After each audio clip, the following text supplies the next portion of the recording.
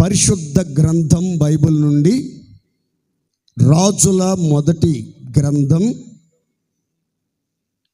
రాణక్ mic పెట్టండి. రాజుల మొదటి గ్రంథం 4వ అధ్యాయం 33వ వాక్యాన్ని రాణి సిస్టర్గా చదువుతారు. మీరందరూ శ్రద్ధగా వినండి, బైబిల్ ఉన్నవాళ్ళు గమనించండి. మరియు లెబానోనులో ఉండు దేవదారు వృక్షమునే గాని, గోడలో నుండి మొలుచు హిస్సోపు మొక్కనే గాని చెట్లన్నిటిని గూర్చి అతడు వ్రాసెను. మరియు మృగములు, పక్షులు, త్రాకు జంతువులు, జలచరములు అను వాటినన్నిటిని గూర్చియు అతడు వ్రాసెను. ఆమేన్. అందరు చెప్పండి గట్టిగా ఆమేన్.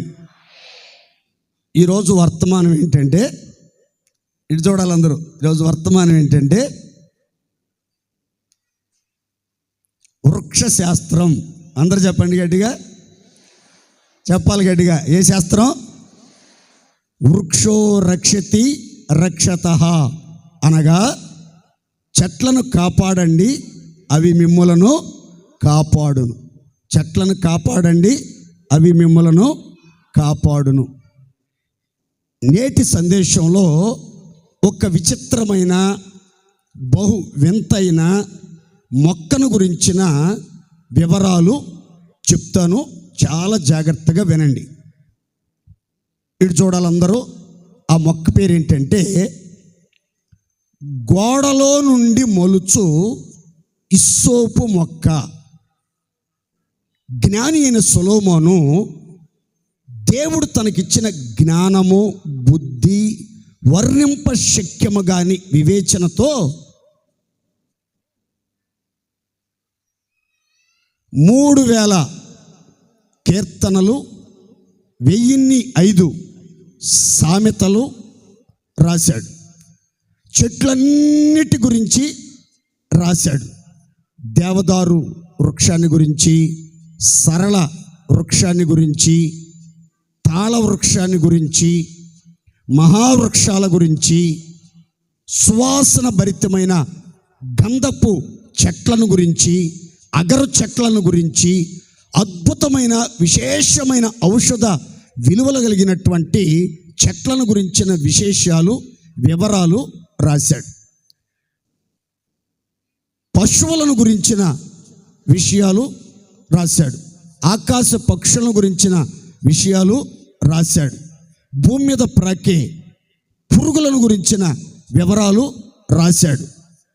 భూమి ఆకాశముల యందు ఎన్నో విచిత్రమైనటువంటి వింతైనటువంటి సంగతులు రాయటానికి పూనుకున్నాడు. దేవుడిచ్చిన జ్ఞానాన్ని బట్టి రాసి ముగించాడు. బైబిల్ సకల శాస్త్రాల సమ్మేళనం. ఈ పరిశుద్ధ గ్రంథంలో అన్ని శాస్త్రాలు క్షుణ్ణంగా రాయబడ్డాయి. ఆరోగ్య శాస్త్రం గురించి, న్యాయశాస్త్రం గురించి, వృక్షశాస్త్రం గురించి, సాంఘిక శాస్త్రం గురించి, మ్యాథమెటిక్స్ గురించి, అన్ని శాస్త్రాల వివరాలు ఈ బైబిల్లో గమనిస్తాం. ముఖ్యంగా సొలొమోను రాసినటువంటి శాస్త్రాలలో ఒక ప్రత్యేకమైన శాస్త్రం బోటనీ. బోటనీ అంటే వృక్ష శాస్త్రం. ఏ శాస్త్రం అండి ఇది? నోరు తెచ్చి చెప్పాలి గట్టిగా. ఏ శాస్త్రం ఇది? ఈ సొలొమోను ఈ చెట్లను గురించిన విశేషాలు వివరించేటప్పుడు ఇలా రాశాడు. మీకు అర్థమయ్యే పరిభాషలో చెప్తాను, అందరు నా వైపు చూడండి. మళ్ళీ 4-5 సంవత్సరాల తర్వాత వస్తే అందుకని ఈరోజు నన్ను చూడండి. అప్పుడు మీద ఇప్పుడు బాగున్నాను కదా, నేను బాగాలేదా? దేవుని స్తోత్రం, హల్లెలూయా. ఏమని రాశాడంటే దేవదారు వృక్షాన్ని గురించి రాశాడు. ఆ తర్వాత దాని ప్రక్కనే గోడలో నుండి మొలుచు హిస్సోపు మొక్కను గురించి రాశాడు. దేవదారు వృక్షం ఆకాశ శిఖరమును అంటున్నంత ఎత్తుగా ఎదుగుతుంది. చాలా శ్రేష్టమైన చెట్టు, చాలా బలమైన చెట్టు, చాలా విలువైన చెట్టు, చాలా అపురూపమైనటువంటి చెట్టు.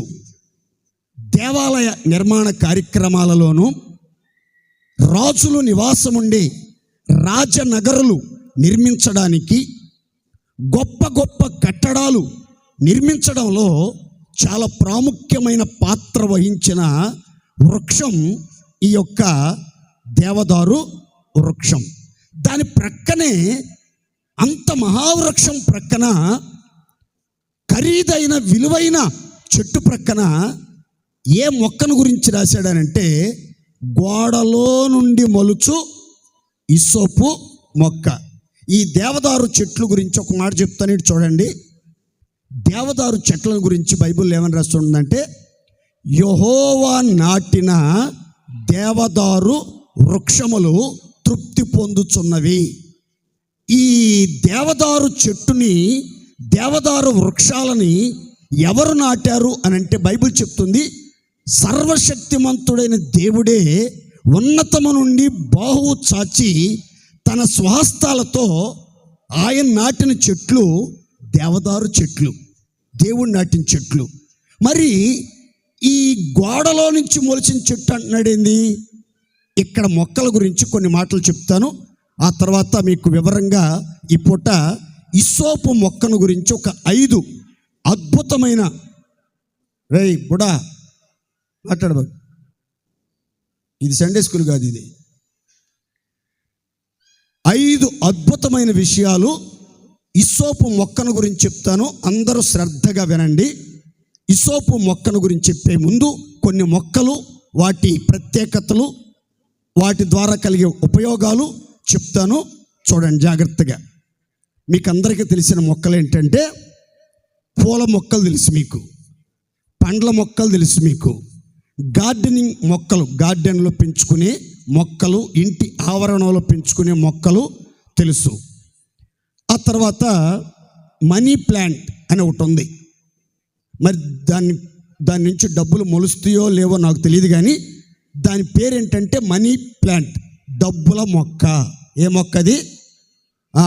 ఇంకొక మొక్కను గురించి చదివాను నేను, ప్రేయర్ ప్లాంట్. ఏ ప్లాంట్ ఇది?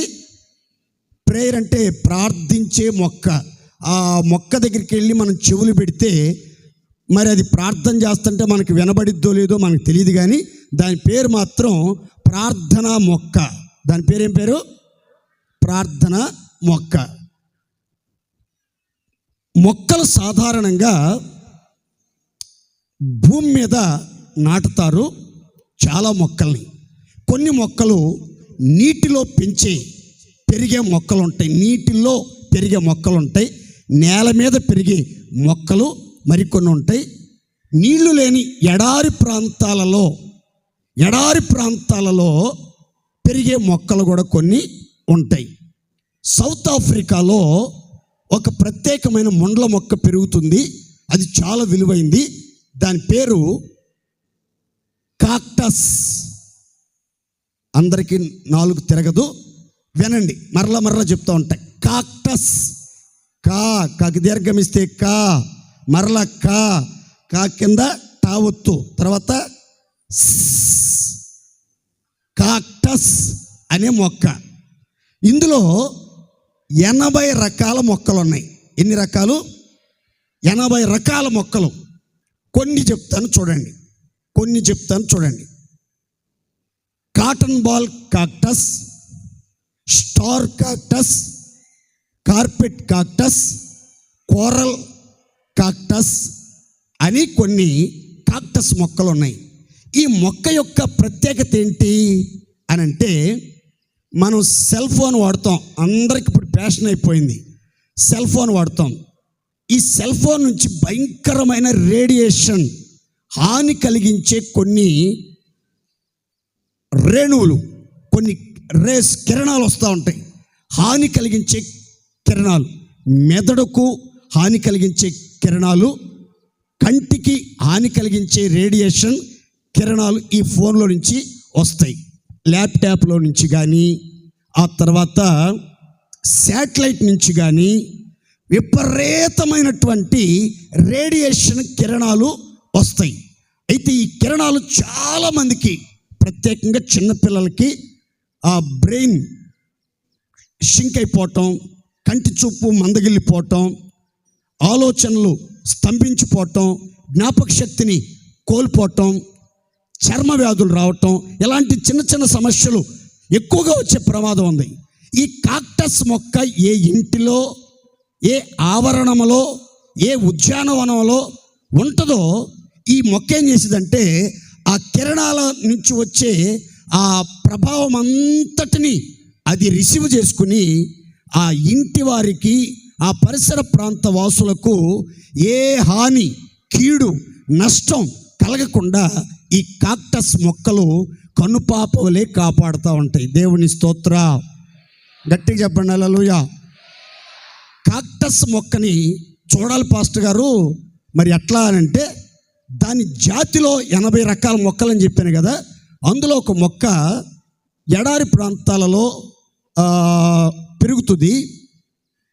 ఇంత అచ్చుల్లాగా ఉంటాయి, దానికి ఇట్లా వచ్చి ముళ్ళు ఉంటాయి, పొడవాటి ముళ్ళు ఉంటాయి. దానికి కాయలు కాస్తాయండి. దాన్ని కట్ చేస్తే లోపల ఎర్రటి పండు ఉంటుంది. చాలా మంచి టేస్ట్ ఉంటుంది. చాలా మంచి ఔషధ విలువలు కలిగినటువంటిది ఆ ఫ్రూటు. మీరు చాలామంది చూసి ఉంటారు అనుకుంటా, పల్లెటూరి కాబట్టి ఇది తినే ఉంటారు. ఆ పండు కూడా, అది కూడా కాక్టస్ జాతికి సంబంధించినటువంటి మొక్క. అది దేవుని స్తోత్రం చెప్పండి గట్టిగా హల్లెలూయా. ఈ మొక్కలు మనకి ఎన్నో ప్రయోజనాలు చేకూరుస్తాయి.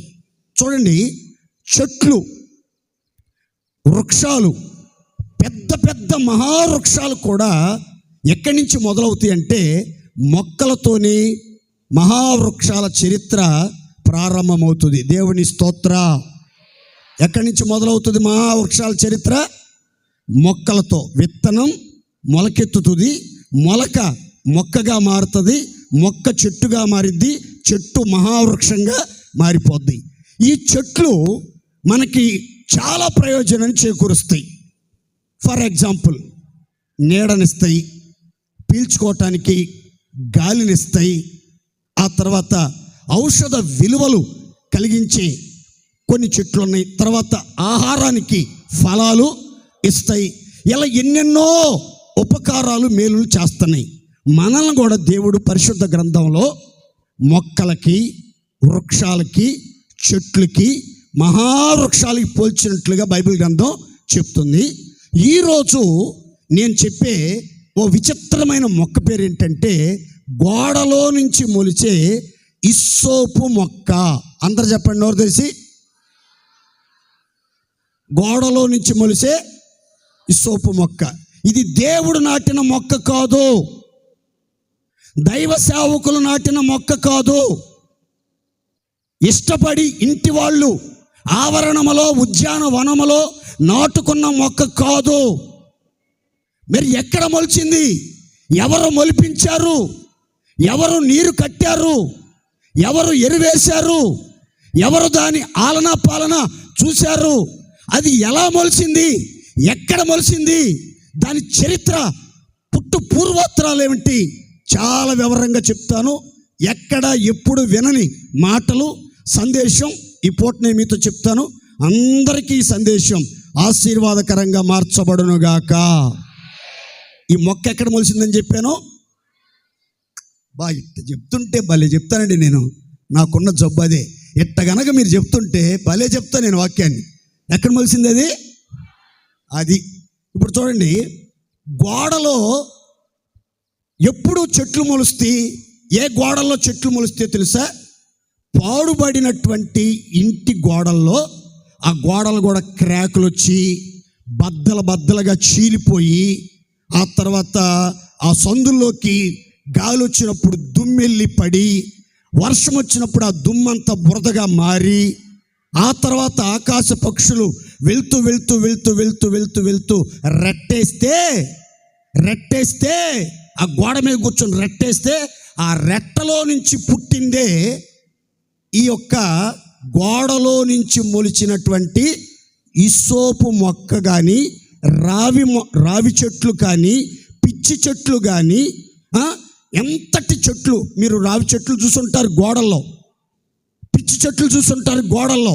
అలాగే ఈ హిస్సోపు సొలొమోను చే వ్రాయబడి దేవుని దృష్టిని ఆకర్షించి ప్రపంచ చరిత్రలో అనేకులను ఆకర్షించిన ఈ హిస్సోపు మొక్క ఎలా మొలిచిందంటే గోడలో మొలిచింది. పాడుబడిన కొంపలో, బద్దలైనటువంటి గోడలో. ఎవ్వరూ దాన్ని నాటలేదు, ఎవరు నీరు పొయ్యలేదు, ఎవరు దాని ఆలనా పాలన చూడలేదు. దాని ముక్కు మొఖం చూసిన వాళ్ళు, ఎలా ఎదుగుతున్నావే మొక్క, నీకు నీరు అందుతుందా లేదా మొక్క, నువ్వు పనికొస్తావా రావా మొక్క అని పలకరించేవాడు కూడా లేడు. దానివైపు ఎవరు చూడరండి, అసలు దానివైపు ఎవరు చూడరు. విచిత్రమైన మాట చెప్తాను చూడండి. హిస్సోపు మొక్క 2.5 లేదా 3 అడుగులు మించి పెరగదండి. 2.5 లేదా 3 అడుగుల ఎత్తుకు మించి పెరగదు. ఇది చాలా బలహీనమైనటువంటి మొక్క. ఇది చాలా బలహీనమైనటువంటి మొక్క. ఇది ఒక రకంగా చెప్పాలంటే తోటకూర కాడలాగా, గోంగూర కాడలాగా చాలా వీక్గా, చాలా బలహీనంగా ఉంటుంది. ఏంటి మొక్క విచిత్రంగా ఉంది, ఈ గోడలో మొలిసింది అని చెప్పి దాన్ని కనుక తుంచి నోట్లో పెట్టామనుకోండి, దాని ఆకు అబ్బో మామూలు చేదు కాదు, విషము కంటే కూడా విపరీతమైనటువంటి చేదు. ఒక 2-3 రోజుల వరకు ఎన్ని స్వీటులు తిన్నా, ఎంత షుగర్ పోసినా నోట్లో ఆ చేదు పోదండి. అంత విపరీతమైనటువంటి చేదు కలిగినటువంటి మొక్క హిస్సోపు మొక్క. అయితే జాగ్రత్తగానండి, ఇన్ని విచిత్ర, దాన్ని ఎవ్వడూ పట్టించుకోవట్లేదు. అది ఇంట్లో పెరగలేదు, దేవుడి చేత నాటబడలేదు, మనుషుల చేత నాటబడలేదు, నేల మీద నాటబడలేదు, నీటిలో నాటబడలేదు, ఎడారిలో నాటబడలేదు. పాడుబడిన గోడలో అదే మొలిచింది, అదే పెరిగింది, అదే ఎదుగుతూ ఉంది, అదే జీవిస్తా ఉంది. ఆ మొక్కను గురించి సొలొమోను అంటున్నాడు, గోడలో నుండి మొలుచు హిస్సోపు మొక్క. దేవునికి స్తోత్ర, గట్టి చెప్పాలి హల్లెలూయా. అంటే జాగ్రత్తగానండి, మనలో కూడా చాలామంది ఆలనా పాలన లేకుండా, ఎవరి బాధ్యత లేకుండా, ఎవరు మనల్ని పట్టించుకోవట్లేదని, ఎవరు మనల్ని గుర్తించట్లేదని, మనం బలంగా లేమని, అందంగా లేమని, ఆకర్షణీయంగా లేమని, అపురూపంగా లేమని, ఆస్తిపాస్తులు లేవని, ఎవరు మనల్ని దృష్టించట్లేదు, ఎవరు మనల్ని పట్టించుకోవట్లేదు, ఎవరు మనల్ని పలకరించట్లేదు. మన బతుకేంటి ఇలా తయారైంది? అందరిలాగే నేను కూడా పుట్టాను కదా, రాజకోటలో పుట్టకపోయినా ఏదో పాడుబడిన గోడలో మొలిచాను కదా, నాకెందుకు విలువ లేదు, ఎందుకు నన్ను ఎవరూ పట్టించుకోవట్లేదు అనే బాధ అప్పుడప్పుడు మానవ మాతృలమైన మనలో వస్తూ ఉంటుందండి. ఈ పూట అందరి చేత తృణీకరించబడి, ఎవరిని పట్టించుకోకుండా, ఎవరు నీరు పోయకుండా, ఎవరు సాగు చేయకుండా, ఎవరు దృష్టిని ఆకర్షించకుండా ఉన్న ఓ పిచ్చి మొక్కలాగా పెరిగినటువంటి హిస్సోపు మొక్క సొలొమోను దృష్టిలో పడిన తర్వాత దాని ఖ్యాతి, దాని ప్రఖ్యాతి ప్రపంచ దేశాలను దాటుకుంటూ వెళ్ళిపోయింది. దేవుని స్తోత్ర, గట్టి చెప్పండి హల్లెలూయా. ఈరోజు ఈ వర్తమానం విన్న మీ జీవితంలో మీరు కూడా ఒకవేళ పిచ్చోళ్ళలాగా, వెర్రిబాగులోళ్ళలాగా, వెలివేయబడిన వాళ్ళలాగా, ఎన్నిక లేని వాళ్ళలాగా, నీచుల్లాగా, జ్ఞానం లేని వారిలాగా, వెర్రివారిలాగా, ఎవరి దృష్టిలో లేనటువంటి స్థితిలో నీచులుగా, దౌర్భాగ్యులుగా, ఎన్నిక లేని వారిగా, జ్ఞానం లేని వారిగా ఉన్నారని బాధపడుతున్నారా? లోకములో జ్ఞానులను, గనులను, గొప్ప వంశము వారిని దేవుడు పిలవలేదండి, మిమ్మల్ని పిలుచుకున్నాడు. దేవునికి స్తోత్రం కలుగునుగాక. ఏ శరీరియు అతిశయించకుండానట్లు దేవుని ఎదుట లోకములో గనులైన వారిని సిగ్గుపరచడానికి జ్ఞానము లేని వారిని దేవుడు ఏర్పరచుకున్నాడు. ఎన్నికైన వారిని వ్యర్థపరచడానికి ఎన్నిక లేని వారిని, వెలివేయబడిన వారిని, నీచులైనటువంటి వారిని, వెర్రి వారిని దేవుడు ఏర్పరచుకున్నాడు. జ్ఞానం కలిగినటువంటి వాళ్ళను సిగ్గుపరచడానికి జ్ఞానహీనులను, గనులను సిగ్గుపరచడానికి ఘనహీనులను దేవుడు ఏర్పరచుకున్నాడు. ఈ పూట మీలో ఇలా నీచులుగా పిలువబడుతున్నాం, ఎండిన స్థితిలో ఉన్నాం, ఎవరి దృష్టిని ఆకర్షించలేకపోతున్నాం, ఎవరు మమ్మల్ని గుర్తించట్లేదు, మేము ఎవరి దృష్టిలో పట్టలేదని బాధపడుతున్న మీతో దేవుడు చెప్తున్నాడు, దేవుడు లోకంలో ఉన్న వారందరిలో నిన్ను, ప్రత్యేకంగా తృణీకరించబడిన నిన్ను, ఎన్నికలేని నిన్ను, వెలివేయబడిన నిన్ను దేవుడు ఈరోజు ఏర్పరచుకొనుగాక. విశ్వాసంతో చెప్పుకోండి గట్టిగా హల్లెలూయా, హల్లెలూయా. దేవుడు ఏర్పరచుకున్నటువంటి ఈ యొక్క హిస్సోపు మొక్క చరిత్ర ఎంత ఆశీర్వాదకరంగా మారిందో చెప్తాను, జాగ్రత్తగా వినండి. కొన్ని మాటలు ఇటు చూడండి, బైబిల్లో లేవు, హిస్టారికల్గా చరిత్రలో రాసిన ఈ మొక్కను గురించి కొన్ని వివరాలు చెప్తాను ఇప్పుడు. ఆ తర్వాత వాక్యంలో కొన్ని విషయాలు చూపిస్తాను. ఇటు చూడండి అందరూ.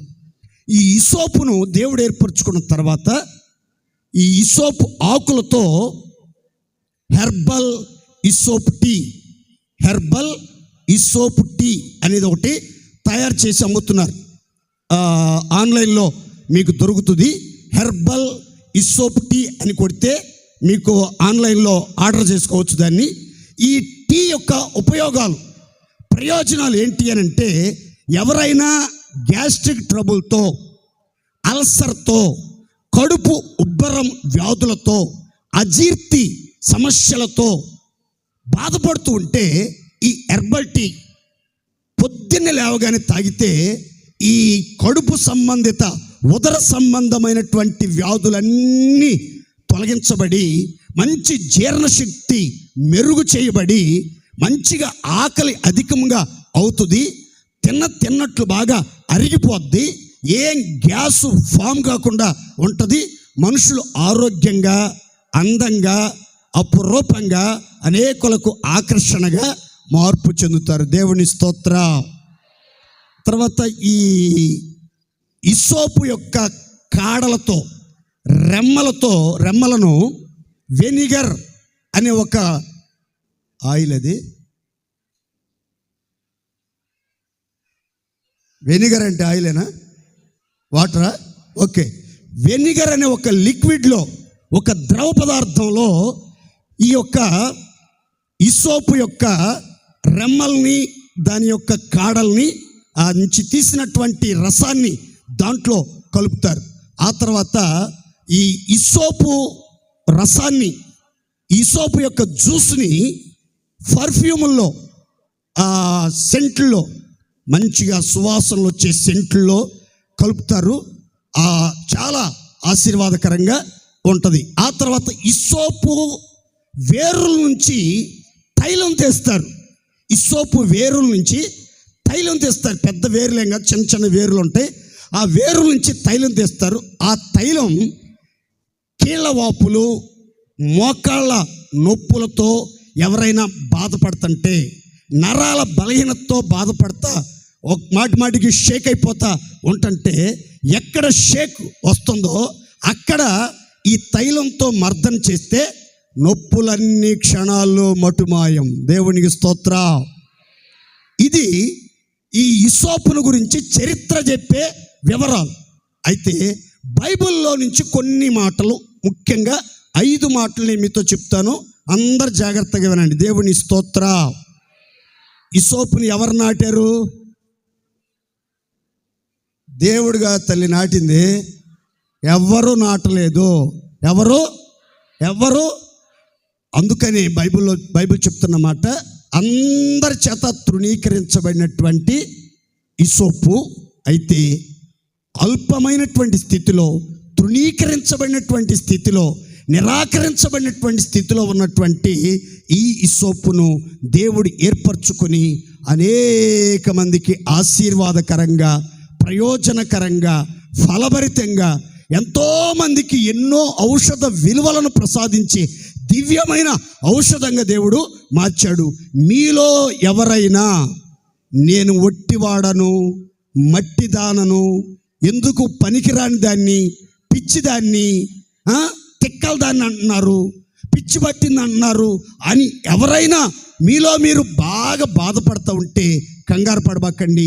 నీ జీవితాన్ని దేవుడు నీ కుటుంబానికి, నీ బంధువులకు, నీ రక్త సంబంధులకు, నీ సంఘానికి, నీ పరిసర ప్రాంతాలకి ప్రయోజనకరమైన వ్యక్తులుగా మార్చునుగాక. సంతోషంగా చెప్పండి గట్టిగా హల్లెలూయా, హల్లెలూయా, హల్లెలూయా. త్వరగా చెప్తాను చూడండి జాగ్రత్తగా. మొదటి మాట, నిర్గమాకాండం 12వ అధ్యాయం, నిర్గమాకాండం 12వ అధ్యాయం 22, 23 వచనాలు చదువుకుందాం.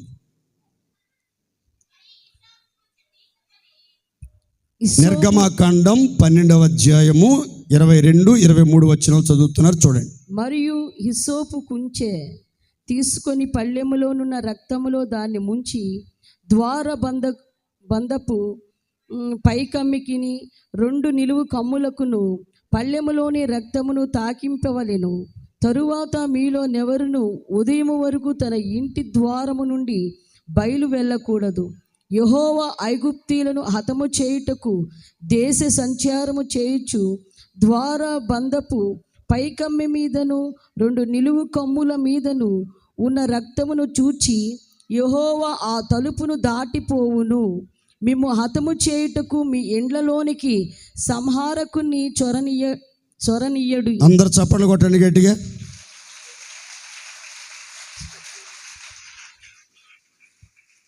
మొదట చెప్పాను, ఇది పాడుబడిన బద్దలైన గోడ సందుల్లో మొలిచే మొక్క అని. కఠినమైన పరిస్థితుల మధ్యలో నుంచి మొలిచింది. అయితే ఆ మొక్కని ఆ దారిని పోతున్నటువంటి ఒక వ్యక్తి, ఇటు చూడాలి, ఇక దారిని పోతున్నటువంటి ఒక వ్యక్తి ఏం చేశాడంటే ఆ మొక్కను చూశాడు. ఇది చాలా పాడుబడిన ఇల్లు, చాలా కాలం నుంచి వస్తున్నాను, ఆ మొక్క అక్కడే ఉంది, అది ఎందుకైనా ఉపయోగపడిద్దో లేదో చూద్దామని ఆ మొక్క దగ్గరికి వెళ్ళి దాన్ని కట్ చేసి దాన్ని తీసుకొచ్చి ఏం చేశాడంటే దాన్ని రెమ్మలుగా ఒక్క జాన లేదా మోర సైజులో ఆ కాండాన్ని, దాని ఇసోపు యొక్క రెమ్మల్ని కట్ చేసి కొంచెం ఎండబెట్టి ఒకవైపున ఏం చేశాడంటే సుత్తితో సున్నితంగా నలగొట్టాడు. నలగొట్టినప్పుడు ఆ భాగం అంతా ఏమైంది అని రాస్తుందంటే బైబిల్లో, అది ఒక కుంచెగా మారింది. ఎలా మారిందండి? నోరు తెరిచి చెప్పాలి గట్టిగా. ఎలా మారింది? కుంచె అంటే ఇంగ్లీష్ బైబిల్లో ఏమని రాస్తుందంటే కుంచె అంటే బ్రష్. ఏంటది? బ్రష్. ఒక బ్రష్గా మారింది, బ్యూటీ బ్రష్గా మారింది, పెయింటింగ్ బ్రష్గా మారింది. చూడండి, రెండో మాట చెప్తాను. గోడలు ఎందుకు పనికిరాదు అనుకున్నటువంటి మొక్కను కట్ చేసిన తర్వాత అది ఒక పనివాడి చేతిలో ఇంకొచ్చిన తర్వాత ఏమైందంటే పనికి వచ్చే పనిముట్టుగా మారింది. ప్రయోజనకరమైన ఒక పాత్రగా మార్చబడినట్లుగా బైబిల్ గ్రంథం చెప్తుంది. ఇది ఎందుకు పనికిరాదు, ఎవరికి ఉపయోగం లేదు, దీనివల్ల ఇది ఒక పిచ్చి మొక్క అని అందరి చేత తృణీకరించబడి ఎవరి దృష్టిని ఆకర్షించలేనటువంటి హిస్సోపు మొక్క ఎప్పుడైతే పనివాని చేతిలోకి వచ్చిందో పనికొచ్చే ప్రయోజనకరమైన ఒక పనిముట్టుగా, ఒక సాధనంగా, ఒక ఉపయోగకరమైనటువంటి ఉపకరణంగా మారిపోయినట్లుగా బైబిల్ చెప్తుంది. దేవునికి స్తోత్ర. గట్టిగా చెప్పాలి హల్లెలూయా. దేవుడు మీలో కూడా అనేకులను దేవుని పనికి వచ్చే ప్రయోజనకరమైన పరికరాలుగా, ఉపయోగకరమైన ఉపకరణాలుగా మలచాలని, మార్చాలని దేవుడు తన పనిలో, పరిచర్యలో ప్రయోజనకరంగా తగిన స్థలములో, తగిన సమయంలో వాడుకోవాలని కోరుకుంటున్నాడు. అందరినీ దేవుడు ఆశిస్తున్నటువంటి విషయం ఏంటంటే, మనలో ఏ ఒక్కరు కూడా దేవుని సన్నిధికి వచ్చిన తర్వాత వ్యర్థులం కాదు, నిష్ప్రయోజకులము కాదు, ఉపయోగం లేనటువంటి వారం అసలే కాదు. అందరూ చదువున్నా లేకపోయినా, జ్ఞానం ఉన్నా లేకపోయినా, అందమున్నా లేకపోయినా, బలమున్నా లేకపోయినా, డబ్బున్నా లేకపోయినా, కారున్నా లేకపోయినా, సొంత బిల్డింగ్ ఉన్నా లేకపోయినా, పొలాలున్నా లేకపోయినా, లోకములో గనులు నిన్ను లక్ష్య పెట్టకపోవచ్చు, కానీ నిన్ను కన్న దేవుడు, నిన్ను కల్వరి రక్తంతో కడిగి ఆయన బిడ్డగా చేసుకున్న దేవుడు మాత్రం ఆయన పనిలో ఏదో ఒక సమయంలో, ఏదో ఒక సందర్భంలో, ఎవరో ఒకరి మధ్యలో ఏదో ఒక ప్రత్యేకమైన గుర్తింపు కలిగిన పని కోసం నిన్ను ఉపయోగించాలని దేవుడు ఆలోచిస్తూ ఉన్నాడు. ఈ ఇస్సోపును చాలా ఆలోచించాడు. ఒక రైట్ టైం వచ్చింది. ఆ ఇస్సోపు మొక్క రైట్ పర్సన్ చేతిలోకి వెళ్ళింది. ఆ పర్సన్ ఏం చేశాడంటే, ఆ మొక్కను తీసుకుని దాన్ని ఏం చేశాడంటే బ్రష్గా మార్చాడు. దాన్ని దేవుని స్తోత్ర. దేనిగా మార్చాడు? బ్రష్గా మార్చాడు. ఒక శిలగా ఉన్నంత కాలం, ఒక రాయి బండరాయిగా ఉన్నంత కాలం, ముద్దురాయిగా ఉన్నంత కాలం, ఎక్కడో బయట బజార్ పక్కన పడి ఉన్నంత కాలం దాన్ని ఎవడో పట్టించుకోడు. ఆ శిల్పకారి చేతిలో పడి చక్కగా అపురూపంగా చెక్కబడి అదొక అపురూపమైనటువంటి శిల్పంగా మారిన తర్వాత దానికి ఎంత విలువో అందరూ వచ్చి దానికి దండాలు పెడతా ఉంటారు. అలాగే మీ జీవితం కూడా ఎంతోమంది ప్రయోజనకరంగా ఉండాలంటే మీరు కూడా శిల్పకారి చేతిలోనికి రావాలి. దేవుని స్తోత్ర. దైవజనుడు పౌలు అంటున్నాడు, నేను నేర్పరి అయిన శిల్పకారుని వలె పునాది వేసి తిని. ఈ చోట నియమించబడిన సేవకులు, మీ సంఘ కాపరులు మీకు ఎవరు అనంటే శిల్పకారులు. చెప్పండి గట్టిగా, ఎవరండి? నోతే చెప్పాలి గట్టిగా, ఎవరు? పలు విధములైనటువంటి శిల్పాలు చెక్కేవాళ్ళు, పలు విధములైనటువంటి అందమైన అపురూపమైన బొమ్మలను చెక్కేవాళ్ళు.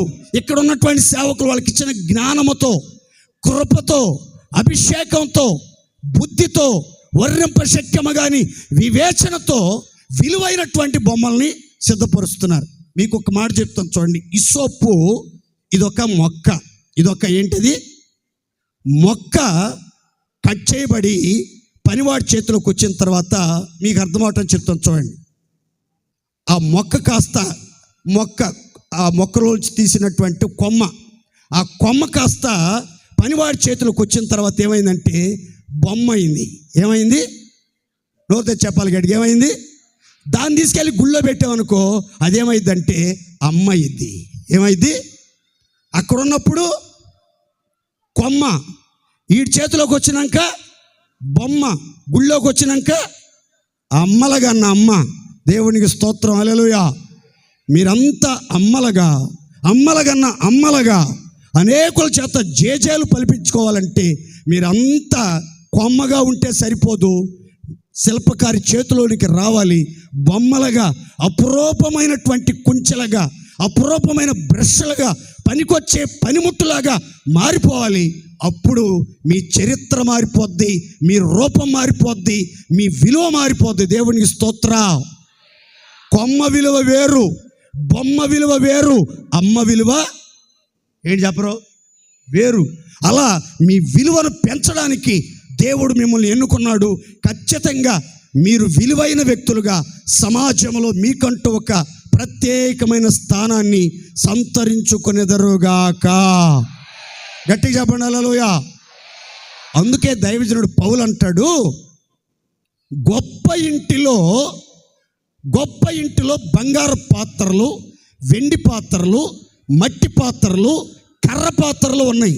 కొన్ని ఏమో ఘనతకు వినియోగిస్తున్నారు, కొన్ని పాత్రలేమో ఘనహీనతకు వినియోగిస్తున్నారు. కానీ గొప్ప ఇంటిలోకి వచ్చినటువంటి ప్రతి పాత్ర ఏమవుతుందనంటే వినియోగించబడుతుంది. దేవునికి స్తోత్ర. అందరు చెప్పాలి గట్టిగా హల్లెలూయా. అది బంగారమా వెండా మట్టా కర్ర అనేది పక్కన పెడితే, అది ఎక్కడ ఉపయోగపడుతుంది అనేది పక్కన పెడితే, అది వాడబడుతుందా లేదా, అది ఉపయోగించబడుతుందా లేదా అనేది మనం గుర్తుపెట్టుకోవాలి. ఇప్పుడు జీవము కలిగిన దేవుని సంఘం పిడుగురాళ్ళలో ఉన్నటువంటి హోసన్నా మందిరం ఏంటిదంటే దేవుని గొప్ప ఇల్లు. దేవునికి స్తోత్ర. రేకుల షెడ్ అయినా, 3 అంతస్తుల భవంతి అయినా, రాజభవనమైనా సరే అదేంటది దేవుని గొప్ప ఇల్లు. అందరు చెప్పండి గట్టిగా, దేవుని గొప్ప ఇంట్లోకి మనం వచ్చామంటే మనమంతా ఎవరవి చెప్పాలి గట్టిగా, మనమంతా ఎవరవి? గొప్ప వాళ్ళవే, కొద్దో గొప్ప. దేవునికి స్తోత్ర. ఇప్పుడు ఇది బాత్రూంలో స్నానం చేయడానికి ఉపయోగపడదు. ఇది బాత్రూంలో స్నానం చేయడానికి ఇది ఉపయోగపడదు. మగ్గు ఉపయోగిస్తాం. అక్కడ దేన్ని ఉపయోగిస్తాం? మగ్గు. ఆ మగ్గుని తీసుకొచ్చి ఇక్కడ టేబుల్ మీద పెట్టామనుకోండి, మీలో ఎవరు ఇష్టపడరు. అందరూ ఒకే చప్పుడు, అయ్యో అయ్యో అయ్యో మగ్గు పెట్టేది పాస్టర్ గారికి రాకొస్తే మగ్గు పెట్టేది. కనీసం సిస్టర్లు కూడా చూడలేదా? బాత్రూంలో మగ్గు తీసుకొచ్చి పెట్టేది పాస్టర్ గారికి. ఆయన మీద ఎంత కోపం ఉంటే మాత్రం బాత్రూమ్ మగ్గు పెడతారా నీళ్ళు తాగటానికి అనుకోరు మీరు? మీరే అనుకుంటే మిమ్మల్ని కన్న దేవుడు, కడిగిన దేవుడు, ఏర్పరచుకున్న దేవుడికి ఎంత రోషం వచ్చిందండి. అందుకని గొప్ప ఇంట్లోకి వచ్చిన వాళ్ళు ఎవరిని చులకనగా చూడొద్దు, చులకనగా మాట్లాడొద్దు, హీనంగా చూడొద్దు, ఇష్టం వచ్చినట్లుగా మాట్లాడొద్దు, దబాయించి మాట్లాడొద్దు. ఒరే ఎర్రోడా, ఒరే తెలివి తక్కువడా, ఒరే దద్దమ్మ, ఏం చెప్పినా సరే చేర్చావు, బుర్ర లేనోడా, బుర్రలో గుజ్జు లేనోడా అని అనకూడదు. దేవుని స్తోత్రం చెప్పండి గట్టిగా. అందరూ వాళ్ళ టాలెంట్ని బట్టి, వాళ్ళ పిలుపుని బట్టి, వాళ్ళ ఏర్పాటును బట్టి, వాళ్ళ దర్శనాన్ని బట్టి, వాళ్ళను ఏ ఉద్దేశంతో దేవుడు తీసుకొచ్చాడో ఆ ఉద్దేశం సఫలమయ్యేటట్లుగా అవసరమైనప్పుడు ఆయా పనులలో, ఆయా విభాగాలలో ప్రతి ఒక్కరిని దేవుడే వాడుకొనుగాక. ఇసోపు పిచ్చి మొక్క అండి. అది పిచ్చి మొక్క. అది పక్షులు రెట్టేస్తే మొలిచిన మొక్క. ఎవడు నీళ్లు కూడా పెట్టలే దానికి, ఎవడు ఎరువేయలా, ఎవడు కంచి కట్టలేదు, ఎవడు భద్రం చేయలేదు.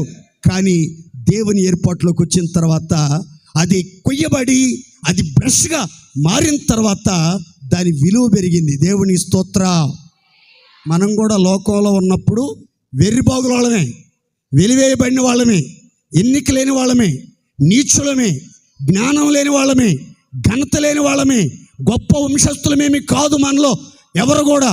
అయితే మనం దేవుడు ఎన్నుకున్నాడు గనక, దేవుడు పిలుచుకున్నాడు గనక, దేవుడు ఏర్పరచుకున్నాడు గనక, దేవుని చేతికి, దైవ సేవకుల చేతికి మనం అప్పగించుకున్నాం గనక, మనలో ఒక్కొక్కరిని దేవుడు ఏం చేస్తాడంటే ఉపయోగపడే ఉపకరణాలుగా, దేవుని పనిలో, పరిచర్యలో పనికి వచ్చే పరికరాలుగా, ప్రయోజనకరమైన ఘనత నిమిత్తమైన పాత్రలుగా ఒక్కొక్కరు వాడబడుదురుగాక. గట్టి చెప్పండి హల్లెలూయా. ఏ డౌట్ లేదండి. మీలో అనేకులు చెప్పాలి, దేవుడు నన్ను వాడుకున్నాడు పాస్టర్ గారు, నేను బాగా చదువుకున్న వాళ్ళకి సువార్త చెప్పాను, వాళ్ళు ప్రభువుని నమ్ముకుని మందిరానికి వస్తున్నారు. దేవుని స్తోత్ర.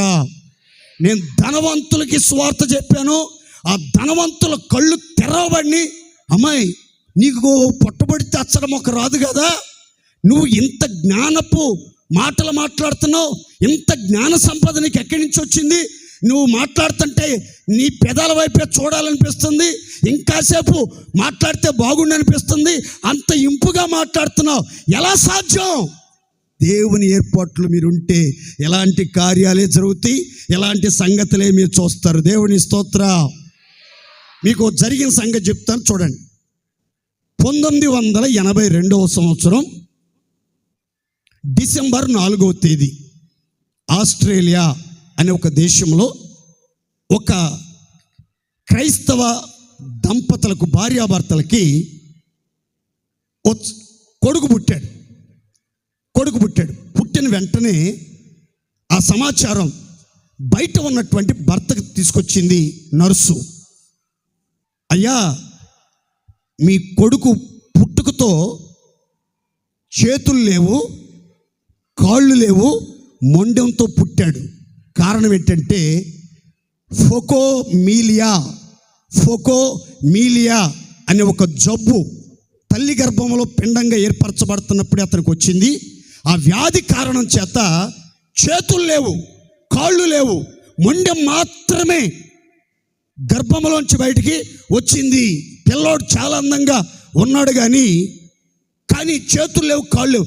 ఈ వార్త ఎప్పుడైతే విన్నాడో వెన్నులో వణుకు పుట్టింది. గడగడ వణికిపోయి పిల్లోడిని చూడటానికి ధైర్యం తెచ్చుకోలేక, సాహసం చేయలేక, వారం రోజులు భార్య కనబడకుండా, ఆ బిడ్డను చూడకుండా పారిపోయాడు. ఎక్కడికి వెళ్ళాడో కూడా తెలియదు. ఆపరేషన్ చేసి తీశారు ఆ బిడ్డని. ఆమె కోమాల నుంచి బయటకు వచ్చిన తర్వాత, అమ్మా నీకు పుట్టిన బిడ్డ అని నర్సు ఆ బిడ్డను చేతులతో ఎత్తుకుని ఆ తల్లి కౌగిట్లో పాలు ఇవ్వటానికి తీసుకొచ్చింది. ఆ బిడ్డను చూసి తల్లి గజ్జ వణికిపోయి పెద్ద గరిస్తే హాస్పిటల్ అంతా దద్దరిల్లిపోయింది. కన్న తల్లి బిడ్డను చూసి భయంతో బంబేలెత్తిపోయింది. ఎందుకంటే ఇదేం వింత జంతువులాగా పుట్టాడు, చేతులు లేవు, కాళ్ళు లేవు, ఎలా వీడిని మా కొడుకు అని చెప్పుకోవాలి, ఎలా వీడిని పెంచాలి, ఎలా వీడి బాధ్యతలు మేము చేపట్టాలి, వీడు మాకు భవిష్యత్తులో ఉపయోగపడతాడా, సమాజానికి ఉపయోగపడతాడా, వాడు బతకగలుగుతాడా, మేము ఉన్నంత వరకు ఎలాగోలో చూస్తాం కానీ ఏంటి పరిస్థితి. చాలా బాధపడింది, చాలా ఏడ్చింది. ఆ తర్వాత 7 రోజుల తర్వాత భర్త వచ్చాడు. భార్యని అత్తుకుని కన్నీళ్లు తుడిచి ఒకరినొకరు ఓదార్చుకున్నారు. ఆ తర్వాత ఇద్దరు మోకాళ్ళ మీద ఉండి ప్రార్థన చేస్తుంటే ప్రభు చెప్పాడు, మీకు పుట్టిన బిడ్డ సామాన్యుడు కాదు, ఒక కారణ జన్ముడు. దేవునికి స్తోత్ర. వాడిని చక్కగా పెంచండి, చదివించండి, వాడిని ప్రయోజనకరమైన పాత్రగా మలచండి. ప్రపంచ దేశాలు అతని వైపు చూచేటట్లుగా, అతను చూడటానికి ఆకాంక్షించేటట్లుగా నేను అతన్ని ఆశీర్వదించబోతున్నాను దేవుడు చెప్పాడు. చెప్తే ఇక ప్రార్థనాపూర్వకంగా పిల్లల్ని పెంచుతున్నారు. ఒక 5 సంవత్సరాలు వచ్చిన తర్వాత ఆస్ట్రేలియాలో ఒక స్కూల్లో ఆ అబ్బాయిని చేర్పించడానికి తీసుకెళ్తే ఆ ఆస్ట్రేలియన్ గవర్నమెంట్కి ఒక రూల్ ఉంది. ఇట్లా కాళ్ళు చేతులు లేని వాళ్ళని, అంగవైకల్యం కలిగిన వాళ్ళని, గుడ్డు వాళ్ళని, చెవిటి వాళ్ళని, మోగవాళ్ళని అందరితో పాటు స్కూల్లో చేర్పించుకోరు. అయితే ఆ స్కూల్ యాజమాన్యం ఆ పిల్లోడిని చేర్చుకోవటానికి ఇష్టపడలేదు, అంగీకరించట్లేదు. అమ్మ మన చట్టాలు మీకు తెలియదు ఏం లేదు, మీరు బాగా చదువుకున్న వాళ్ళు, మీరు జ్ఞానవంతులు, మీరు అన్నీ తెలిసిన వాళ్ళు ఇట్లా మాట్లాడితే ఎట్లాగమ్మా, ఈ స్కూల్లో జాయిన్ చేయటం కుదరదు అని అంటే ఆ తల్లి ప్రార్థన చేసుకుని పోరాడి ప్రభుత్వ అధికారుల దగ్గరికి వెళ్ళి రాజ్యాంగంలో కీలకమైన మార్పులు తెప్పించి అందరూ చదువుకునే చోట తన కొడుకు కూడా అదే స్కూల్లో జాయిన్ అయ్యేటట్లుగా చేసింది. దేవుని స్తోత్ర. ఆస్ట్రేలియా ఆశ్చర్యపోయింది ఆ టైంలో. ఆస్ట్రేలియా ఆశ్చర్యపోయింది ఆ టైంలో. ఇదేమి చిత్రం, ఇదే వింత, మన దేశం కొత్త పుంతలు తొక్కుతుంది అనుకుని ఆశ్చర్యపోయారు. అయితే ఇతను మహాజ్ఞాని చిన్నప్పటి నుంచి.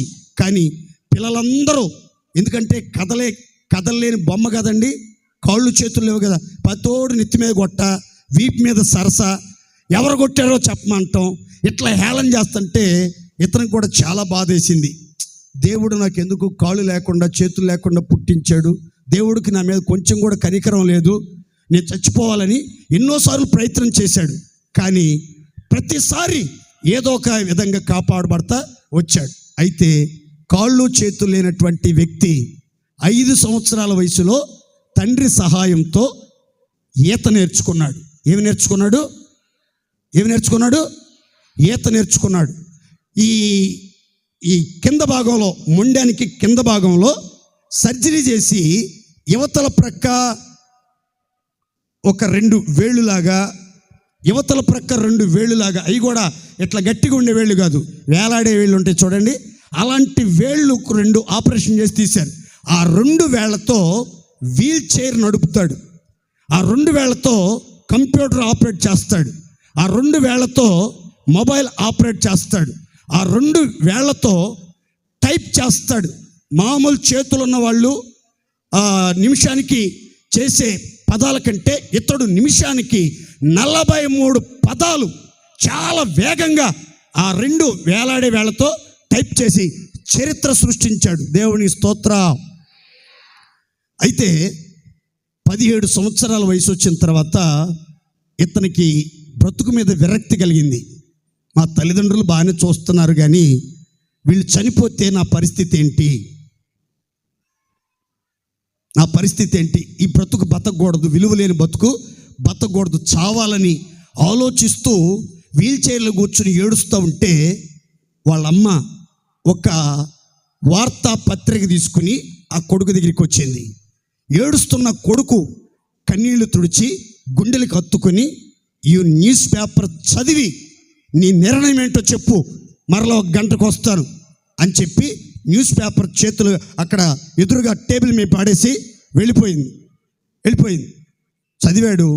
అందులో అంగవైకల్యం కలిగినటువంటి వ్యక్తి, అంధుడైనటువంటి వ్యక్తి, ప్రపంచ చరిత్రను తలకిందులు చేసి అవయవాలన్నీ ఉన్న వాళ్ళకంటే కూడా జ్ఞానిగా ఘనత పొంది హెచ్చించబడిన వ్యక్తి యొక్క స్టోరీ, యథార్థ గాథ ఒకటి ఆ వార్తాపత్రికలో ప్రచురించబడింది. అది చదివిన తర్వాత నేనెందుకు అలా మలచబడకూడదు, నేనెందుకు అలా మార్చబడకూడదు, నేనెందుకు అలా ఉపయోగకరమైన వ్యక్తిగా ప్రపంచ దేశాలకు ఒక మైలురాయిగా మారబడకూడదు అనే ఒక ఆలోచనతో ఇక ప్రయత్నాలు ప్రారంభించాడు, ప్రయాసపడటం ప్రారంభించాడు. ఇక సువార్త ప్రకటించాలన్న సంకల్పంతో ముందుకెళ్తే మొదటి సువార్త సభలో 6 వచ్చి కూర్చున్నారు. ఎంతమంది చెప్పాలి గట్టిగా, ఎంతమంది? అయినా అలసిపోకుండా అలా సువార్త ప్రకటిస్తుంటే ఇప్పటికీ 66 దేశాలలో దేవుని సువార్త బలంగా ప్రకటించే గొప్ప గొప్ప సేవకులలో అతను ఒకడు. దేవునికి స్తోత్రం. ఆస్ట్రేలియా, క్షమించండి, చైనా కమ్యూనిస్టు దేశం. యేసుక్రీస్తుని, సువార్థికుల్ని ప్రోత్సహించరు. ఆ దేశంలో ఈ మధ్య సువార్త సభకి వెళ్తే ఈ నిక్ ఉజిసిక్ అనే వ్యక్తి సువార్త సభకి వెళ్తే 6 లక్షల మంది అతను చూడటానికి, అతని వాక్యాన్ని వినటానికి వచ్చారు. వచ్చిన వాళ్ళంతా ఏడ్చి ప్రార్థన చేసుకున్నారు. దేవునికి స్తోత్రం. చైనాలో ఉజ్జీవ జ్వాలలో రగిలించిన కాళ్ళు చేతులు లేనటువంటి వ్యక్తి. ఆ తర్వాత అలా దేశాలకు వెళ్తుంటే ఒక అందమైన అమ్మాయి కంట్లో పడ్డాడు. ఈ కాళ్ళు చేతులు లేని నిక్ ఉజిసిక్ అతని దగ్గరికి వచ్చి, నిక్ ఐ లవ్ యూ అనింది ఆ అమ్మాయి. ఏం మాట్లాడుతున్నావు? What are you talking?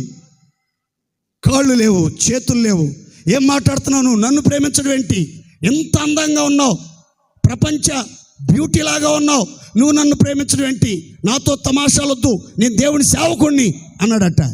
లేదు నిక్, నువ్వంటే నాకు ఇష్టం, నేను నిన్ను పెళ్లి చేసుకోవాలనుకుంటున్నాను అనింది. అంతే, ఆలస్యం చేయకుండా అడావిడిగా పెళ్లి చేసుకున్నాడు. 2 కొడుకులు, 2 ఆడపిల్లలు, కవల పిల్లలు, 4 సంతానం. ఇప్పుడు దేవునికి స్తోత్రం. బుట్ట బొమ్మల్లాగా, కొండపల్లి బొమ్మల్లాగా ఉంటారు 4 పిల్లలు కూడా. 43 సంవత్సరాల వయసు, 66 దేశాలలో రాజస్వార్త ప్రకటించాడు. అతని అపాయింట్మెంట్ తీసుకుని అతన్ని పిడుగురాల మీ చర్చిలో వాకింగ్ చేయడానికి ఆహ్వానించాలి అంటే కనీసం 7 సంవత్సరాల వరకే అతనికి ఒక్కరోజు కూడా డేట్ ఖాళీ లేదంట. ఎన్ని సంవత్సరాల వరకే? నేను గూగుల్లో రీసెర్చ్ చేశా. అతన్ని కలుద్దాము, కనీసం పిలిపించపోయాం, కలుద్దామని చూస్తే 7 సంవత్సరాల వరకు ఒక్క రోజు కూడా ఖాళీ లేదంటండి. వెళ్ళిన ప్రతి చోట లక్షలాది మంది ప్రజలు. ఇంత ఘనత నిమిత్తమైన పాత్రగా వాడబట్టడానికి కారణం ఏంటంటే అతడు అవయవాల లోపమున్న వ్యక్తిని ఎప్పుడూ నిరుత్సాహపడలేదు, కృంగిపోలేదు, అధైర్యపడిపోలేదు. నేను ఎందుకు ఉపయోగపడను, ఎవరికి ఉపయోగపడను, నా బతుకు అతుకుల బతుకు, ఈ బతుకు బతికే కంటే చావటం మేలని ఏ పరిస్థితులు అనుకోలేదు. అన్ని విషయాల్లో నేను ఏదో సాధించాలి, ఏదో జయించాలి, నేను ఒక ఉన్నత శిఖరాన్ని అందుకోవాలి, ప్రపంచం యొక్క దృష్టి నా వైపుగా మళ్ళించుకోవాలని ప్రయత్నించాడు. ప్రయత్నాలు ఫలించాయి. ప్రయోజనకరమైన వ్యక్తిగా చరిత్ర సృష్టించాడు. దేవుని స్తోత్ర. ఈ మాటలు మీతో చెప్తుంటే మీలో అనేకులను దేవుడు ప్రపంచ స్థాయికి ఎదిగే ఆశీర్వదించబడిన వ్యక్తులుగా అభిషేకించునుగాక. గట్టిగా చెప్పుకోండి హల్లెలూయా. మీలో ఎవరు సామాన్యులేం కాదు. మీకు దేవుడి దయ వల్ల అమెరికా సంబంధాలు వచ్చి మీరు అమెరికాలో సెటిల్ అయిపోవచ్చు, ఆస్ట్రేలియాలో సెటిల్ అయిపోవచ్చు, లేకపోతే ఉడంగాలో సెటిల్ అయిపోవచ్చు, చైనాలో సెటిల్ అయిపోవచ్చు, లేకపోతే థాయిలాండ్లో సెటిల్ అయిపోవచ్చు. ఎక్కడ సెటిల్ అవుతారో తెలియదు, కానీ దేవుడు మాత్రం మీలో కొంతమందిని ప్రత్యేకంగా ఎన్నుకొని ఘనత నిమిత్తమైన పాత్రలుగా అనేకులకు ఆశీర్వాదకరంగా వినియోగించుకొనుగాక. గట్టిగా చెప్పండి హల్లెలూయా. ఇప్పుడు చూడండి, మొదట అది గోడలో మొలిచినప్పటికీ దేవుని చేత ఏర్పరచబడింది. రెండవదిగా అది కట్ చేయబడి నేర్పరి అయిన పనివాని చేతికి అప్పగించబడి అది ఒక కుంచెగా మార్చబడెను. ఎలా మార్చబడింది చెప్పాలి గట్టిగా. ఎలా? కుంచె అంటే ఏంటది? బ్రష్. గుర్తుపెట్టుకోండి, కుంచె అంటే ఏంటది? బ్రష్. ఇది ఒక ఉపయోగకరమైన బ్రష్గా మారింది. ఇప్పుడు చూడండి, మూడో మాట చెప్తున్నాను చూడండి. దీంట్లోని ఈ బ్రష్ని ఏం చేశారంటే, మీకు చరిత్ర బైబిల్ చెప్తాను చూడండి. దేవుడు చెప్పాడు, మధ్యరాత్రి ఒక సంహార దూత బయలుదేరబోతుంది ఐగుప్తు దేశంలో. కాబట్టి ఆ సంహార దూత మీ ఇంటిలోనికి ప్రవేశించకుండా తెగులు కానీ, పాడు కానీ, కీడు కానీ, మరణం కానీ, దుఃఖం కానీ, ఏడుపు కానీ రాకుండా ఉండాలంటే మీరు ఇంటికి ఒక ఏడాది గొర్రె పిల్లని తీసుకుని వధించి దాని రక్తాన్ని ఒక పళ్ళెంలో ఒక పాత్రలో పట్టి, ఇసోపు బ్రష్ ఉంది కదా, ఇసోపుతో తయారు చేసిన బ్రష్, ఆ బ్రష్ని జాగ్రత్తగా వినాలి. మూడో మాట, ఆ బ్రష్ని పళ్ళెములోనున్న రక్తములో ముంచి, చెప్పండి నోరు తెరిచి, అందరు చెప్పాలి గట్టిగా, పళ్ళెములోనున్న రక్తములో ముంచి. మూడో మాట అది. ఈ ఇసోపు ఇప్పుడు ఎక్కడికి వచ్చిందంటే రక్తంలో ముంచబడింది. ఎక్కడ ముంచబడింది చెప్పాలందరూ గట్టిగా, ఎక్కడ ముంచబడింది? ఇక్కడ మీకు ఇసోపు గురించి ఒక మాట చెప్తాను చూడండి. ఇసోపు రుచి ఎలా ఉంటుందని చెప్పాను మొదట్లో మీకు. ఏ వింటున్నారు అసలు మీరు? మామూలుగా వింటలేదుగా. ఎలా ఉంటుంది? చేదుగా ఉంటుంది.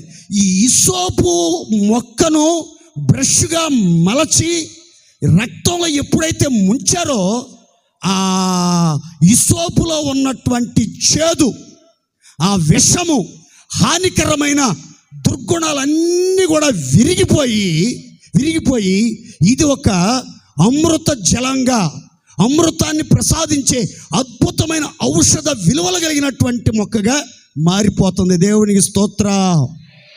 గట్టి చెప్పాలి హల్లెలూయా. మనలో కూడా విషం ఉంది. మీకు అందరికీ తెలిసిన పద్యం చెప్తాను చూడండి. పాముకి విషం ఎక్కడ ఉంటుంది? కూరల్లో ఉంటుంది. ఆ తేలికి విషం ఎక్కడ ఉంటుంది? కొండల్లో ఉంటుంది. మనిషికి విషం ఎక్కడ ఉంటుంది?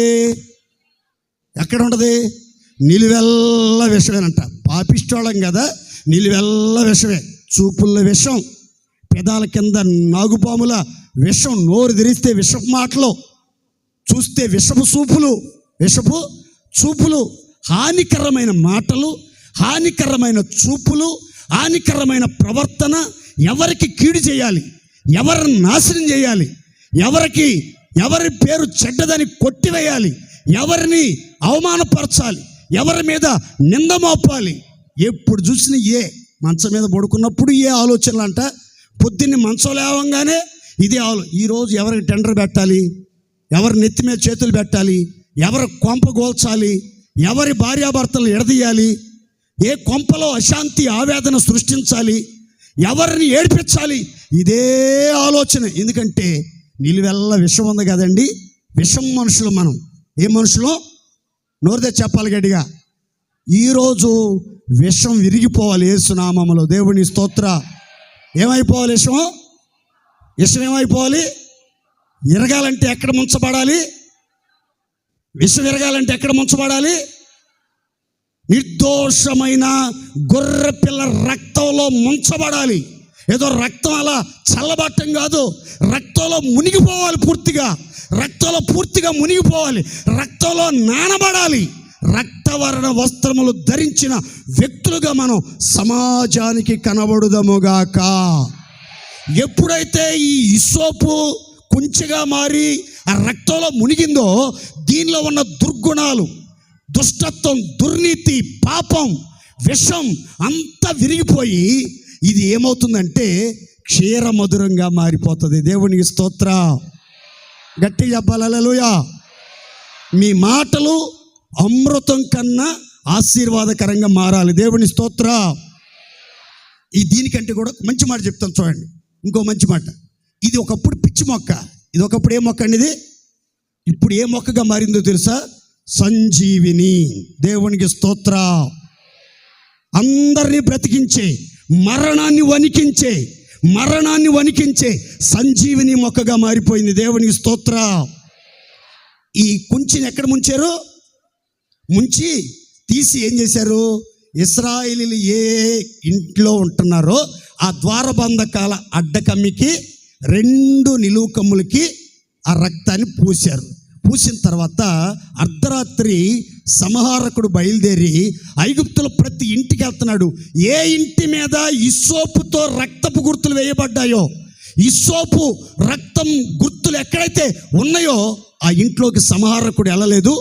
ఆ తర్వాత కీడు వెళ్ళలేదు, మరణం వెళ్ళలేదు, శాపం వెళ్ళలేదు, తెగులు ఆ గుడారాలకి ప్రవేశించలేదు. ఎంత కీలకమైన పాత్ర పోషించింది హిస్సోపు. నీ ద్వారా నువ్వు గనక రక్తంలో ముంచబడితే, రక్తవర్ణ వస్త్రాలు ధరిస్తే, నీ గుర్తులు ఏ ఇంటి మీద ఉంటాయో ఆ ఇంట్లో మరణం ఉండకూడదు, ఆ ఇంట్లో తెగులు ఉండకూడదు, ఆ ఇంట్లో కన్నీళ్ళు ఉండకూడదు, ఆ ఇంట్లో కలవరాలు ఉండకూడదు, ఆ ఇంట్లో శాపం ప్రవేశించకూడదు. నీ గుర్తు ఎక్కడ ఉంటుందో అక్కడ మరణం గజ వణికిపోవాలి. మరణం కూడా జీవంగా మారిపోవాలి. దేవునికి స్తోత్ర. గట్టిగా చెప్పండి హల్లెలూయా. నీ స్పర్శ తగిలితే చాలు మరణం జీవంగా మారిపోవాలి. యేసు నామములో ఆమేన్. పరిశుద్ధాత్మ నాతో చెప్తున్నాడు. ఇప్పుడు మీలో అనేకులు ఎక్కడెక్కడైతే ఎవరైతే నిర్జీవమైన స్థితిలో ఉన్నారో వాళ్ళని టచ్ చేసి చూడండి. మీదట వెళ్ళి మీరు అద్భుత రీతిగా వాళ్ళల్లో జీవాత్మ ప్రవహించునుగాక. మరణ ఛాయలు తొలగిపోవునుగాక. అద్భుతాలు జరగబోతున్నాయి. అలా జరగాలంటే మీరు ఎక్కడ ముంచబడాలి? నోదరి చెప్పాలి గట్టిగా. రక్తంలో మునిగారా? బాప్తిసం తీసుకున్నామండి, ఓకే. కానీ రక్తంలో మునిగావా? రక్తంలో మునిగితే ఏమవుతుందో చెప్తాను చూడండి. నిర్జీవ క్రియలను విడిచి జీవము గల దేవుని సేవించుటకు క్రీస్తు రక్తం మీ మనస్సాక్షిని ఎంతో ఎక్కువగా శుద్ధి చెయ్యునుగాక. రక్తంలో మునిగిపోయిన వాడండి నిర్జీవ క్రియలన్నీ విడిచిపెట్టేస్తాడు.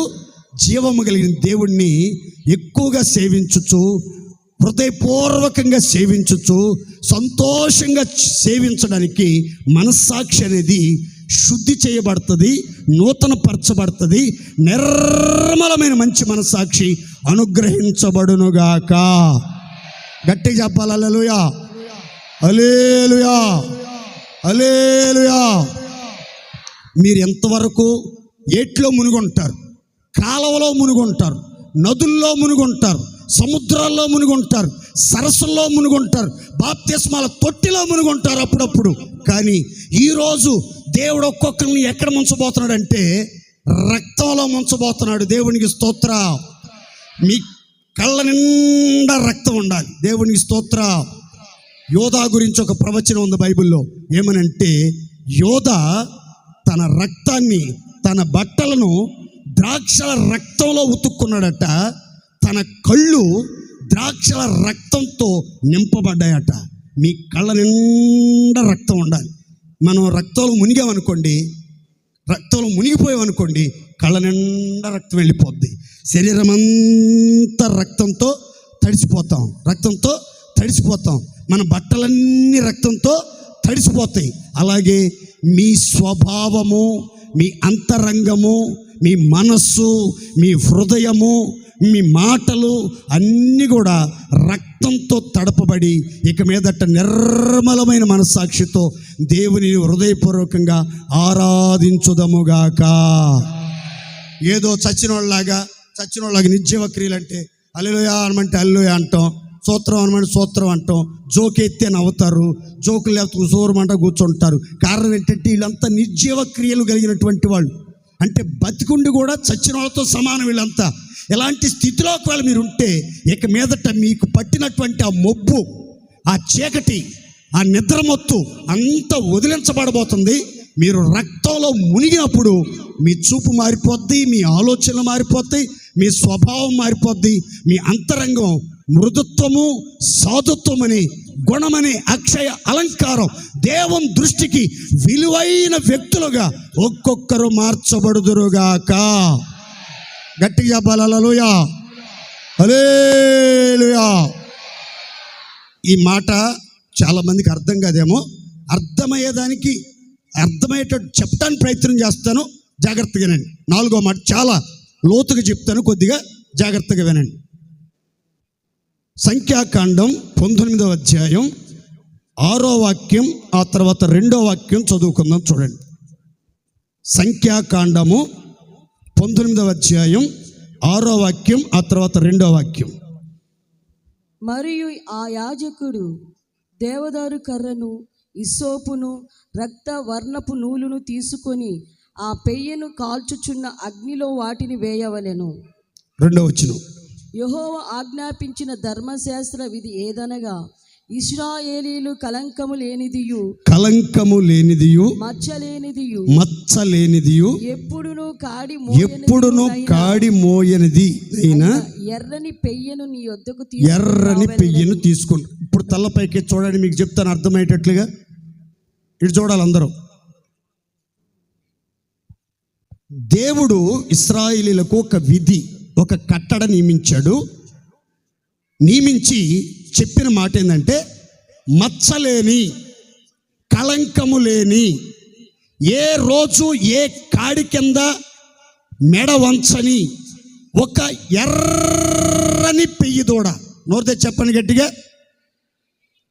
ఆ పెయ్యిలో కళంకం ఉండకూడదు, మచ్చ ఉండకూడదు, మత్సరం ఉండకూడదు, మలినం ఉండకూడదు, మాయల్లో చిక్కుకోకూడదు, మరులు కొల్పబడకూడదు, ఏ కాడి కింద మెడ వంచకూడదు. అలాంటి ఒక ప్రత్యేకమైన ప్రశస్తమైన ఎర్రని పెయ్యి దీన్ని తీసుకురావాలి. ఆ తర్వాత దేవదారు కర్ర ఒకటి తీసుకురావాలి. ఆ తర్వాత ఎర్రని నూలు దారం తీసుకురావాలి. 4వ వస్తువు ఏంటదంటే ఇస్సోపు మొక్క. అందరు చెప్పండి గట్టిగా. మరలా వర్షం చెప్పండి మీరు కలిపి. మొదట ఏంటది? ఎర్రని పెయ్యి. 2 దేవదారు కర్ర. 3 ఎర్రని నూలు దారం. 4వది సోపు.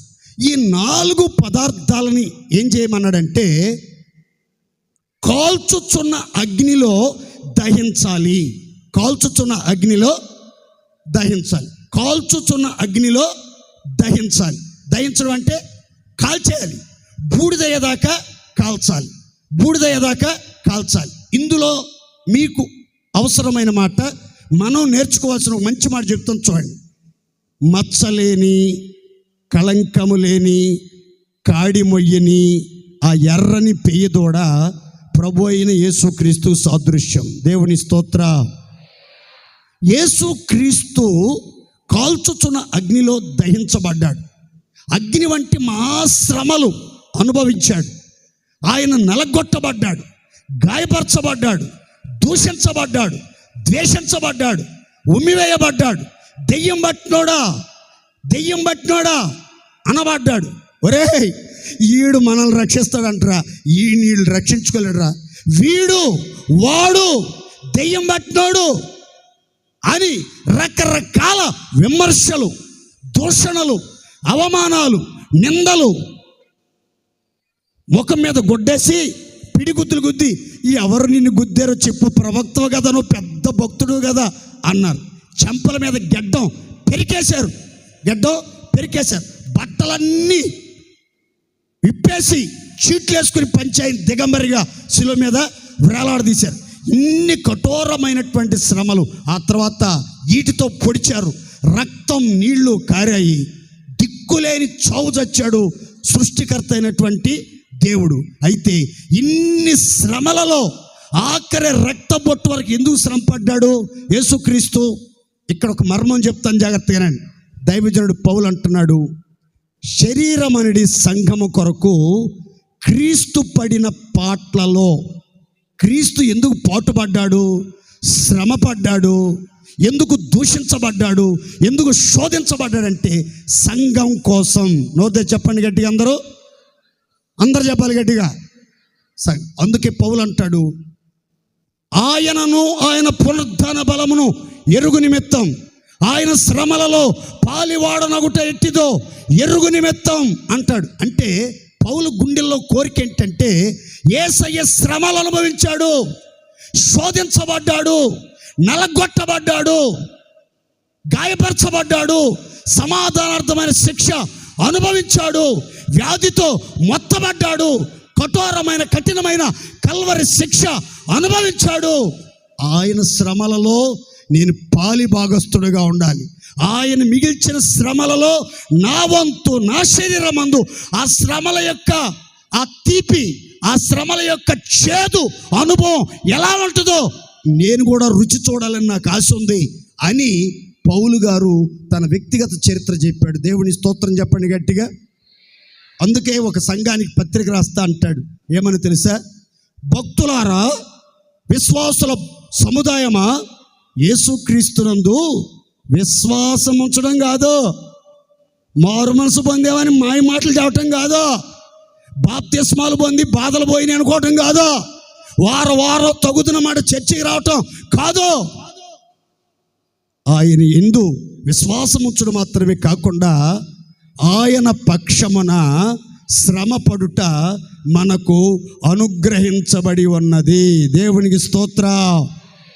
ఆయన విశ్వాసం ఉంచిన మనందరికీ ఆయన పక్షంగా, ఆయన తరపున, ఆయన కోసం, ఆయన నిమిత్తం శ్రమలు అనుభవించడం కూడా మనకి అనుగ్రహించబడిందట. దేవునికి స్తోత్రం చెప్పండి గట్టిగా. మరి యేసయ్య నిమిత్తం ఇప్పుడు చూడండి, ఇక్కడ జాగ్రత్తగానండి. ఈ ఇసోపు ఎవరితో కలిసి కాల్చుచున్న అగ్నిలో దహించబడిందో తెలుసా? యేసయ్యతో కలిసి కాల్చుచున్న అగ్నిలో దహించబడింది. దీని అర్థం ఏంటంటే యేసుక్రీస్తు లోకములో ఉన్నప్పుడు సంఘం కోసం ఎంత శ్రమలైతే అనుభవించాడో ఆ శ్రమలలో మనం కూడా పాలిభాగస్థులమై యేసుతో కూడా కాల్చుచున్న అగ్ని వంటి, నిప్పు రవ్వల వంటి శ్రమలలో శోధించబడటానికి మనం కూడా అప్పగించుకోవాలి. దేవునికి మహిమ కలుగునుగాక. గట్టిగా చెప్పండి హల్లెలూయా. ఈ వాక్యం చదువుతున్నప్పుడు నాకు అనిపించింది, ఎక్కడ గోడలో మొలిచిన మొక్క ఏంటి, దాని బతుకేంటి, దాని హిస్టరీ ఏంటి, దాని పట్ల దేవుని సంకల్పం ఏంటి, అది ఎవరితో కలిసి కాల్చుచున్న అగ్నిలో కాల్చబట్టడానికి అంగీకరించిందో తెలుసా? మచ్చలేని, కళంకము లేని, కాడి మొయ్యని, ఎర్రని పెయ్యి దూడ అయిన యేసయ్యతో కలిసి శ్రమలు అనుభవించడానికి, అగ్నిలోనికి వెళ్ళటానికి, చెరలోనికి వెళ్ళటానికి, మరణానికైనా వెనుదిరగకుండా, రూపాన్ని కోల్పోవడానికైనా వెనుదిరగకుండా, ఎక్కడ ఇస్సోపు రూపం కనబడకుండా అది పూర్తిగా బూడిదైపోయింది. ఈ బూడిద ఇస్సోపుదా, దేవదారుదా, ఎర్రని నూలుదా, ఎర్రని పెయ్యి దూడదా గుర్తుపట్టలేం. కారణం ఈ 4 కలిసి అగ్నిలో కాలిపోయి ఈ 4 కలిసి బూడిదిగా మారిపోయినాయి. కాబట్టి ఏ బూడిద దేనిది అనేది గుర్తుపట్టకుండా ఇది ఏమైపోయిందంటే పూర్తిగా ఎర్రని పెయ్యదూడ యొక్క భస్మంలో కలిసిపోయేటట్లుగా ఎర్రని పెయ్యదూడతో కలిసి కాల్చబట్టడానికి అగ్నిలోనికి వెళ్ళిపోయింది. దేవుని స్తోత్రం.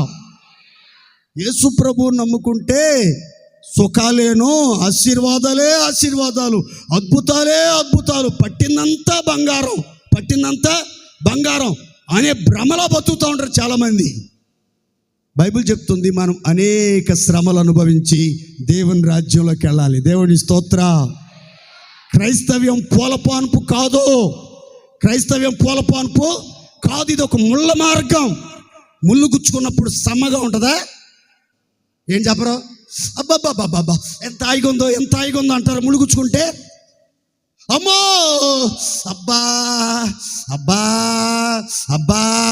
అంటారు. ఎందుకంటే అంత తీపి, అంత నొప్పి, గాయం, రక్తం, బాధ, బలహీనత భయంకరంగా ఏదేస్తుంది. కొద్ది క్షణాలకే వాపు వచ్చేస్తుంది, కొద్ది క్షణాలకే కాలు తీసి కాలు బయట పెట్టలేని పరిస్థితి. అలాంటి శ్రమలో ఒకవేళ నీ జీవితంలో యేసు నిమిత్తం ఎదుర్కొంటుంటే కంగారు పడబాకండి, భయపడబాకండి, కృంగిపోబాకండి. నీకు ముందుగా నీ కోసం శ్రమ పడిన యేసు వైపు చూడండి. ఆయన పొందిన శ్రమల ఎదుట మన శ్రమలు ఏ మాత్రం ఎనదగినవి కావు. దేవుని స్తోత్ర. గట్టి చదవండి. హల్లెలూయా, హల్లెలూయా. ఇప్పుడు ఈసోపు గురించి మరొక మాట ఏంటది? యేసయ్యతో అగ్ని వంటి శ్రమలలో దహించబడినది. అగ్ని వంటి శ్రమల్లో దైవజనుడు పౌలు చెప్తున్నాడు, నిప్పు రవ్వలు ఎగురునట్లుగా నరులు శ్రమానుభవమునకే పుట్టుచున్నారు. మనం ఎందుకు పుడుతున్నామంట? పొట్టు చీరలు కట్టుకొని, చెప్పుల కాడి నుంచి క్లిప్పుల దాకా మ్యాచింగ్ డ్రెస్సులు వేసి, ఎత్తు మడాలు చెప్పులు వేసుకొని నడిచి హైట్ తక్కువ ఉన్నామని ముందుకు పడి మూతి పళ్ళు రాలగొట్టుకుని మళ్ళా పళ్ళ చెట్టు కట్టించుకోవడానికి కాదట మనం పిలవబడింది, ఏర్పరచబడింది. ఎందుకంట నరులు నిప్పు రవ్వలు ఎగురునట్లుగా శ్రమలు అనుభవించడానికి పుడుతున్నారంట. దేవుని స్తోత్ర.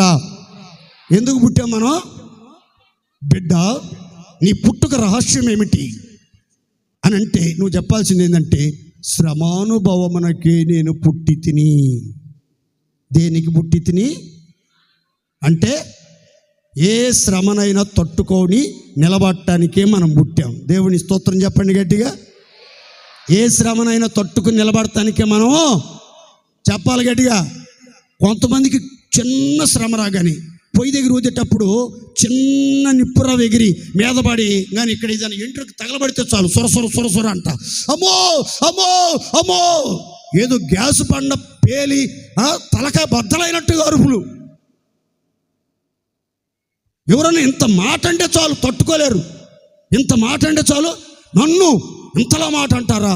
అసలు నేను ఎవరో మనిషివి కాదా? దున్నపోతువా, ఆంబోతెద్దువా, గంగిరెద్దువా, గానుగెద్దువా?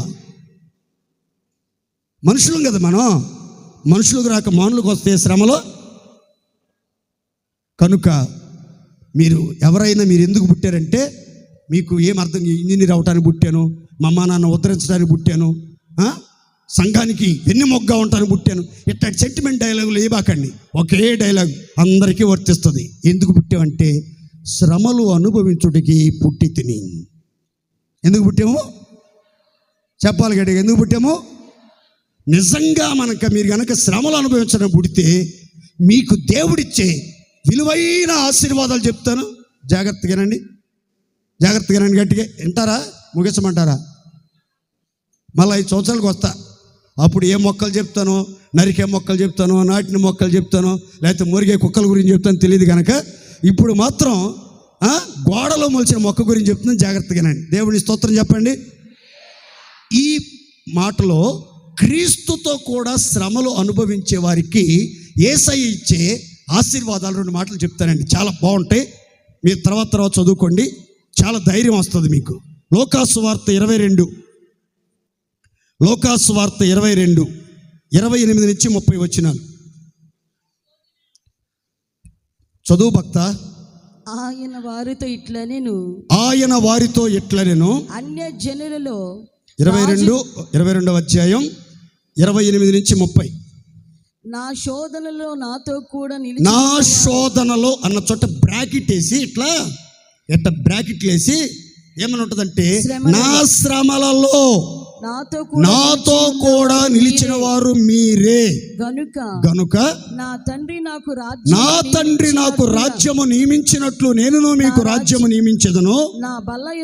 నా బల్ల యొద్ద అన్నపానములు పుచ్చుకొనుచు సింహాసనముల మీద ఆసీనులై ఇశ్రాయేలీయుల 12 గోత్రముల వారికి తీర్పు తీర్చుదురుగాక. కోట గట్టిగా చాపట్ల గట్టిగా. 3 ఆశీర్వాదాలు చెప్తాను. దానికి ముందుగా షరతులు వర్తిస్తాయి. ఈ ఆశీర్వాదాలకి ఏం వర్తిస్తాయి?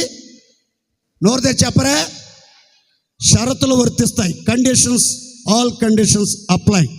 తప్పనిసరిగా షరతులు వర్తిస్తాయి. ఏంటి ఆ షరతు అంటే, నాతో కూడా నా శోధనలలో నా శ్రమలలో నిలిచిన వారు మీరే. యేసయ్య శ్రమలలో ఎవరైతే నిలిచి ఉంటారో, ఎర్రని పెయ్యి దూడతో కాల్చుచున్న నిప్పుల్లో ఎవరు దయించబడటానికి అప్పగించుకుంటారో, బూడిదిగా మారేదాకా అరవకుండా కేకలేయకుండా మౌనంగా బిగబట్టి పూర్తిగా రూపాన్ని కోల్పోయేటట్లుగా శ్రమల కొలిమిలో కాల్చబడతారో దేవుని నా మహిమార్థమై వాళ్ళ గురించి చెప్తున్నాడు ప్రభు. ఏమనంటే, నేను శ్రమపడ్డాను కాబట్టి, శోధించబడ్డాను కాబట్టి నా తండ్రి నాకు ఓ ప్రత్యేకమైన రాజ్యం ఇచ్చాడు. ఆ రాజ్యంలో మీకు కూడా ఒక రాజ్యం ఇస్తాను. ఆ రాజ్యంలో మీకు అందరికి ఒక పెద్ద డైనింగ్ టేబుల్ ఉంటుంది. ఆ డైనింగ్ టేబుల్ మీద మనం అందరం కలిసి కూర్చుంటాము. నేను మీకు కొసరి వడ్డిస్తూ ఉంటాను. మీరు ఏమీ ఆలోచించుకోవాల్సిన అవసరం లేదు. కడుపు నిండా తినండి. మీరు తినేదాకా వడ్డిస్తూనే ఉంటాను. మీతో కలిసి నేను భోజనం చేస్తాను. అంత మాత్రమే కాదు, మీకందరికి కూడా నాతో పాటు సింహాసనాలు నియమించబడతాయి. ఆ సింహాసనాల మీద యేసయ్యతో కూడా కలిసి మీరు కూర్చుంటారు. సింహాసనాల మీద ఇశ్రాయేలు 12 గోత్రాలకి మీరు తీర్పు తీర్చే ఒక ఉన్నతమైన అధికార బలం మీకు అనుగ్రహించబడునుగాక. సంతోషం చెప్పుకోండి గట్టిగా హల్లెలూయా. లయము కాని రాజ్యం, శాశ్వతమైన రాజ్యం, నిత్యమైన రాజ్యం మీలో ఒక్కొక్కరికి అనుగ్రహించబడునుగాక. ఆ రాజ్యములో బల్ల యొద్ద యేసుతో కూడా కూర్చుని భోజనం చేసే అతిథులుగా మనం మార్చబడుదముగాక. మనం అందరం కూడా సింహాసనాల మీద కూర్చుంటాం. సింహాసనం మీద కూర్చునే వాళ్ళు ఎవరు? సింహాసనం మీద కూర్చునేది ఎవరు? ఎక్కడో వినబడుతుంది. ఎవరు? వాళ్ళు చెప్పారు. అంటే మనం అంతా ఎవరం కాబోతున్నాం తెలుసా? మన ప్రభు ఎవరంటే రాజాది. మనం అంతా ఎవరు అంటే ఎవరు రాజులం, ఎవరు రాణులు. దేవునికి స్తోత్ర. వీళ్ళంతా ఎవరు రాజులు? మీరంతా ప్రస్తుతానికి మీకు రాజవస్త్రాలు లేవు, ప్రస్తుతానికి మీకు కిరీటాలు లేవు, ప్రస్తుతానికి మీకు రాజకోట లేదు, ప్రస్తుతానికి మీకు రాజ్యాధికారం లేదు. కానీ దేవుడు మీకు ఒక రాజ్యం నియమించబోతున్నాడు. మీకు సింహాసనాలు వేసి పెట్టాడు, కిరీటాలు సిద్ధపరుస్తున్నాడు, భోజనాలు ఆల్రెడీ మొదలుపెట్టారు. వంట అక్కడ మొదలుపెట్టారు. ఏక తింటమే, ఏక గణపరచబట్టమే, ఏక సింహాసనం టీవీగా కూర్చుని ఉందాగా కూర్చుని తీర్పు తీరుస్తూ ఉంటారు మహిమతో. దేవునికి స్తోత్ర. ఈ ప్రశస్తమైన ఆశీర్వాదాలన్నీ ఎవరికంటే యేసయ్యతో కూడా అగ్ని వంటి శ్రమలను హృదయపూర్వకంగా అనుభవించిన వారికి. దేవుని స్తోత్ర. ఇంకొక మాట కూడా చెప్తాను దీంట్లోనే. రోమాపత్రిక 8వ అధ్యాయం 17-18. రోమాపత్రిక 8వ అధ్యాయం 17-18. మనము పిల్లలమైతే వారసులం, అనగా దేవుని వారసులం, క్రీస్తుతో కూడా మహిమ పొందుటకు ఆయనతో కూడా శ్రమపడిన ఎడల క్రీస్తుతోడి వారసులం. చప్పట్లు కొట్టి దేవుడు మహిమపడతాం గట్టిగా. ఇప్పుడు మనమంతా ఎవరమంట? మనమంతా ఎవరు ఇప్పుడు? దేవుని పిల్లలం. చెప్పండి గట్టిగా. దెయ్యాల పిల్లలమా దేవుని పిల్లలమా? దేవుని పిల్లలం అయితే ఎవరమంట? దేవుని వారసులం. మరి మహిమ వారసత్వం పొందాలంటే, నిత్య మహిమ రాజ్యములో వారసత్వాన్ని పొందుకోవాలంటే ఏం చేయాలంటే, క్రీస్తుతో కూడా మనం ఏం పొందాలి?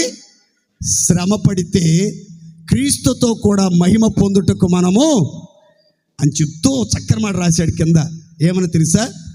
మన ఎడల ప్రత్యక్షము కాబోవు మహిమ ఎదుట ఎప్పటి కాలపు శ్రమలు ఎన్నదగినవి కావు. దేవునికి స్తోత్రం.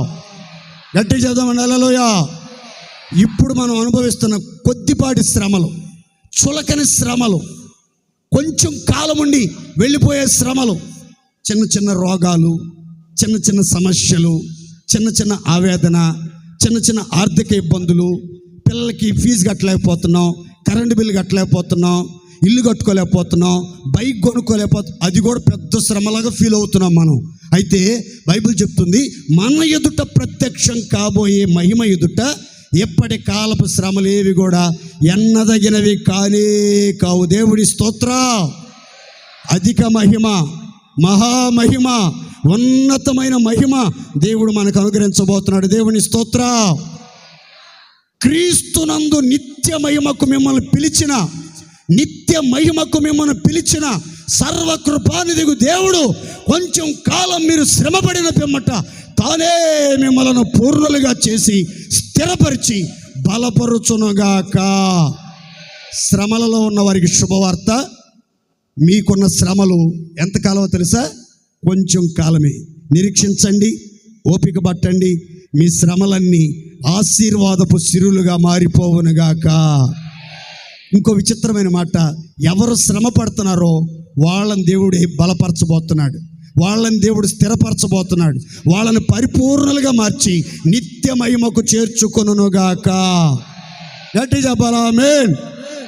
చివరిగా ఇంకొక మాట చెప్పి నేను ముగిస్తాను. చూడండి, 51వ కీర్తన 7వ శరణం. 51వ కీర్తన 7వ శరణం.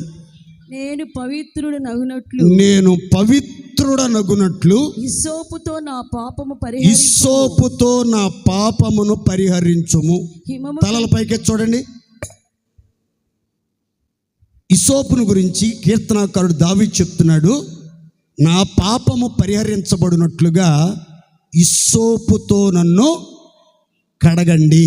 హిస్సోపుతో నా పాపాలు. జాగ్రత్తగానండి, ఇక్కడ మీకు ఒక ప్రత్యేకమైన మాట చెప్తాను చూడండి. హిస్సోపులో ఏముందంటే డిటర్జెంట్ లక్షణాలు ఉన్నాయి. ఏ లక్షణాలు చెప్పాలి గట్టిగా? ఏ లక్షణాలు అంటే సబ్బు లక్షణాలు.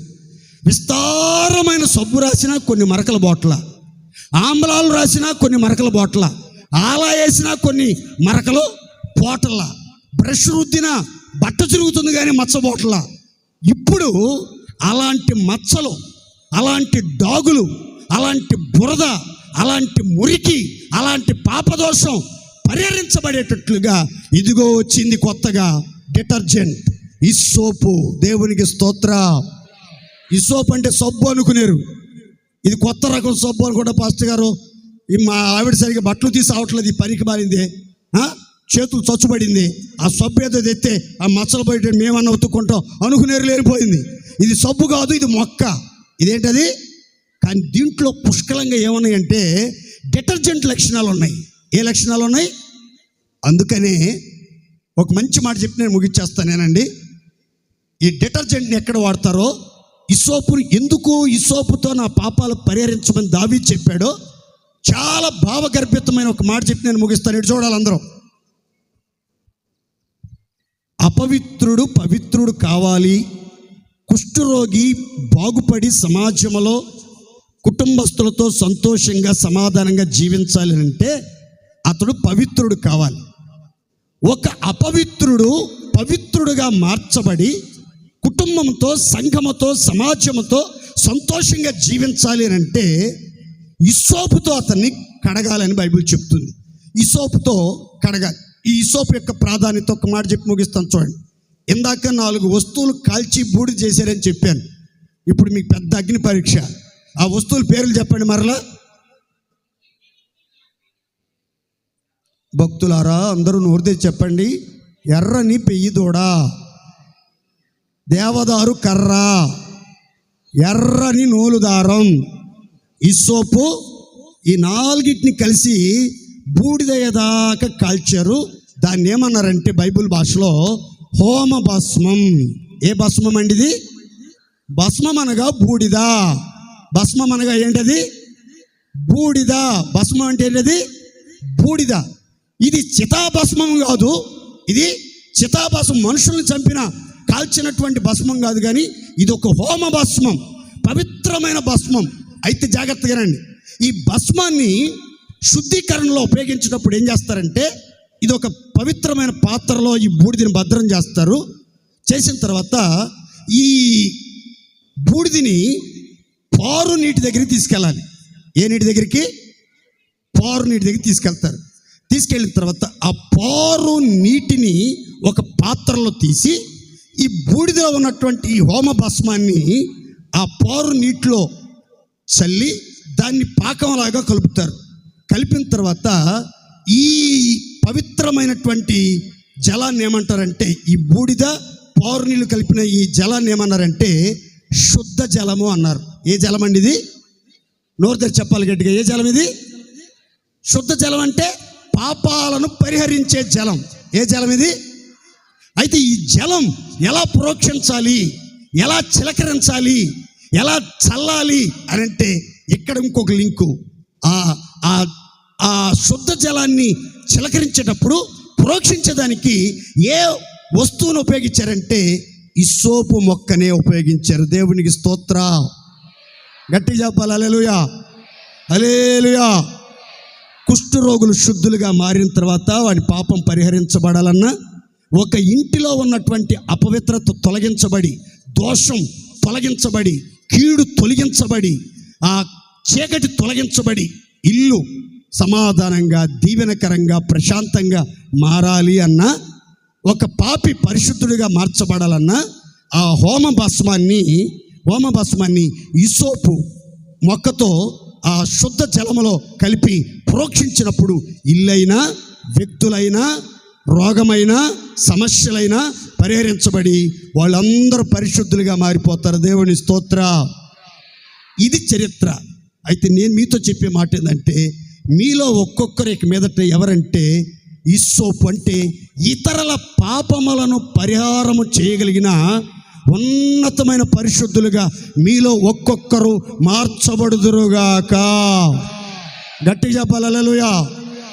ఇంకొక మాట చెప్పాలంటే, నీ ఉన్న చోట మురికి ఉండకూడదు, నీ ఉన్న చోట పాపం ఉండకూడదు, నీ ఉన్న చోట పాపపు క్రియలకు చోటు ఉండకూడదు. నీ ఉన్న చోట మురికి మాటలు, మురికి వ్యవహారాలు, మురికి బూతులు, మురికి సంగతులు పొరపాటున ఎక్కడ రాకూడదు. అమ్మో ఇసోపు ఉంది, మన మురికి చేష్టలంతా కడిగి జాడి చేసింది, జాగ్రత్తగా ఉండాలి మనం అని దడబొట్టాలి ఒక్కొక్కరికి. దేవుని స్తోత్రం చెప్పండి గట్టిగా.